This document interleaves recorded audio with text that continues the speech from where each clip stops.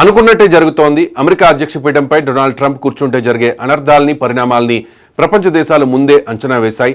ఇప్పటికే చాలా దేశాల దిగుమతులపై అధిక సుంకాలు విధిస్తానని ట్రంప్ తేల్చి చెప్పేశారు.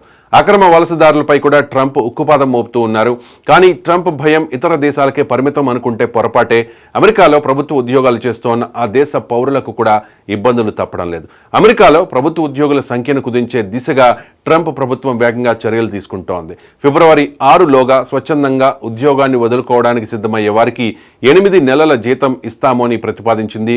ఈ మేరకు 20 లక్షల మంది ప్రభుత్వ ఉద్యోగులకు ఈమెయిల్ పంపినట్టుగా డిపార్ట్మెంట్ ఆఫ్ గవర్నమెంట్ ఎఫిషియన్సీ అంటే డోజ్ ప్రకటించింది. అమెరికా ఫెడరల్ ప్రభుత్వంలో ప్రస్తుతం సుమారు 30 లక్షల మంది ఉద్యోగులు ఉన్నారు. దేశంలోని మొత్తం ఉద్యోగ వర్గ సంఖ్యలో ఇది 19%. ప్రభుత్వ ప్రతిపాదనకు ఆమోదం తెలుపుతూ కొంతమంది ఉద్యోగులు కొలువును వదులుకున్నా అది పెను సంచలనమే కానుంది.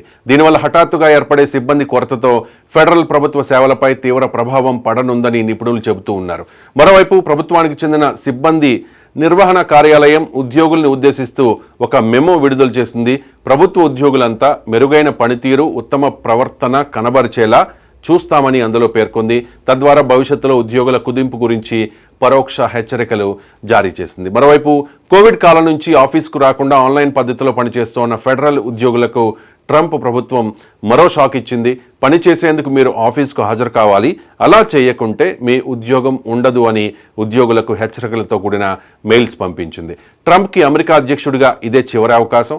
ఈ 4 ఏళ్లలో ఇప్పటికే అనేక రంగాల్లో ఫస్ట్ పొజిషన్లో ఉన్న అమెరికాను మరింత ప్రబల శక్తిగా మార్చడానికి ట్రంప్ దేనికైనా సిద్ధమంటూ ఉన్నారు. 78 ఏళ్ల వయసులో ట్రంప్ తీసుకునే వివాదాస్పద సంచలన నిర్ణయాలపై ప్రపంచ దేశాల్లోనే కాదు స్వదేశంలో కూడా ప్రజలు ఆందోళనతో కూడిన ఉత్కంఠతో ఎదురు చూస్తూ ఉన్నారు.